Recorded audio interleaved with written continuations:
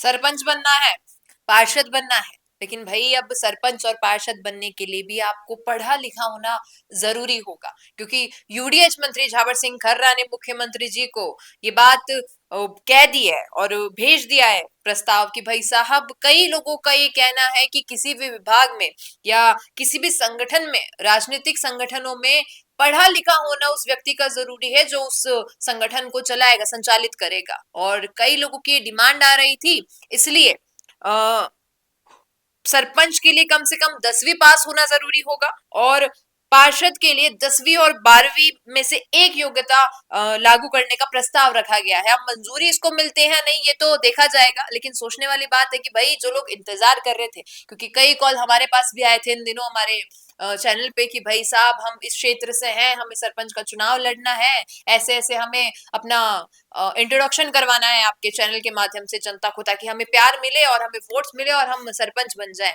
पार्षदों का भी यही है, क्योंकि अभी हाल ही में घोषणा हुई थी कि अप्रैल से पहले पहले तो पंचायती राज चुनाव होने चाहिए और निकाय चुनाव भी होंगे।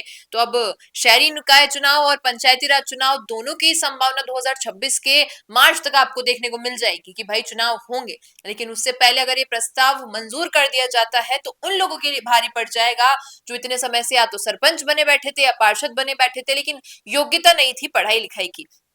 अब देखिए, इससे पहले भी 2015 में वसुंधरा राजे सरकार ने लागू किया था शैक्षणिक योग्यता को, लेकिन उस वक्त क्या था कि सरपंच के लिए 8वीं पास होना जरूरी था, पार्षद के लिए 10वीं पास होना जरूरी था, और उसमें भी जो टीएसपी, जो आदिवासी इलाके हैं, वहां पर सरपंच के लिए 5वीं पास होना ही बहुत था कि भाई 5वीं पास से आप और आदिवासी क्षेत्र से आते हैं, टीएसपी एरिया से आते हैं, तो आपके लिए ये बहुत है, आप सरपंच बन सकते हैं 5वीं पास करके। लेकिन अब सभी के लिए अगर ये प्रस्ताव मंजूर किया जाता है यूडीएच मंत्री द्वारा, जो मुख्यमंत्री को भेजा गया है, अगर ये मंजूर कर लिया गया तो उन लोगों के लिए बहुत बड़ी बात हो जाएगी, क्योंकि भैया अब इस उम्र में आप 10वीं 12वीं कैसे पास करेंगे।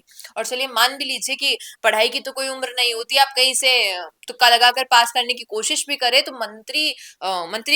मंत्री महोदय ने प्रस्ताव रखा है, मंजूर हो जाएगा कुछ समय में, और चुनाव तो आ जाएंगे मार्च में ही। इतने कम समय में तो 10वीं 12वीं पास करना बिल्कुल भी वो नहीं है। तो यहाँ पर कई लोगों की राजनीति डगमगाएगी जिन्होंने सोच रखा था कि हम ऐसे प्रचार करेंगे, ऐसे चुनाव लड़ेंगे, ऐसे जनता को बहलाएंगे, ऐसे जीत कर दिखाएंगे। अब आप सभी के इस काम पर पानी फिर जाएगा अगर आपने पढ़ाई नहीं की होगी। इसलिए कहते हैं कि भाई पढ़ा लिखा होना जरूरी है, और अब तो जनता की मांग थी कि भाई सरपंच हो, पार्षद हो या कोई भी हो।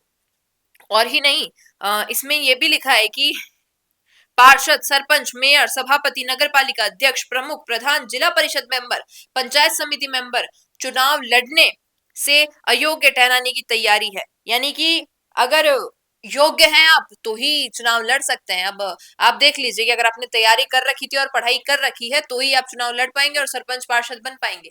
आपकी क्या राय है? ये प्रस्ताव जो भेजा गया है यूडीएच मंत्री द्वारा, मुख्यमंत्री साहब, कोई पास होना चाहिए या नहीं, या फिर आपकी तैयारी पर पानी ना फिर जाए इसलिए इसे कैंसिल कर देना चाहिए? क्या कहना है कमेंट में बता दीजिएगा। पसंद आया हो ये वीडियो तो इसे लाइक करना, शेयर करना, ताकि उन लोगों को भी पता चले जो पंचायत राज चुनाव की तैयारी कर रहे थे, निकाय चुनाव की तैयारी कर रहे थे।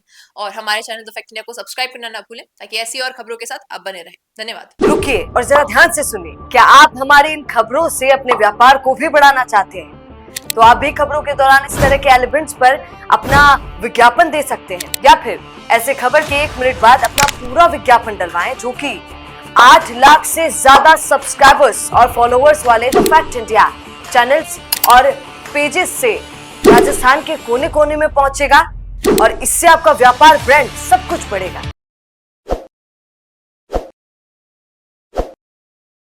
ताज़ा खबरों के लिए विजिट करें द फैक्ट इंडिया।